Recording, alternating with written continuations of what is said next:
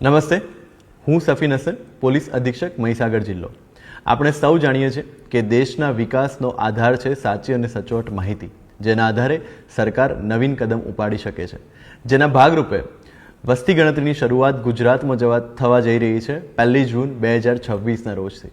આ વસ્તી ગણતરીમાં આપવામાં આવતી તમામ માહિતીનો ઉપયોગ ગુજરાતના અલગ અલગ વિસ્તારના વિકાસના કામો અને એના આયોજન માટે થનાર છે, જેમાં આપણી સૌની જવાબદારી છે કે આપણે સૌ સાચી, સચોટ અને યોગ્ય માહિતી સરકાર સુધી પહોંચાડીએ.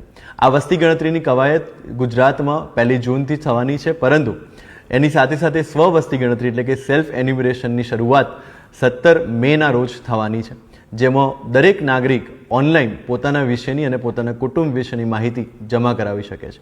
આ માટે સ્વ વસ્તી ગણતરીનો ભાગ બનવા માટે અને પોતાના વિશેની માહિતી પહોંચાડવા માટે દરેક નાગરિકોને નમ્ર અપીલ છે કે se.census.gov.in ની વેબસાઇટ પર જઈ અને ત્યાં પૂછવામાં આવતા દરેક પ્રશ્નનો યોગ્ય જવાબ આપી અને પોતાની માહિતી જો આપણે શેર કરીશું તો આ વસ્તી ગણતરીમાં આપણે પોતાની જવાબદારી નિભાવી શકીશું.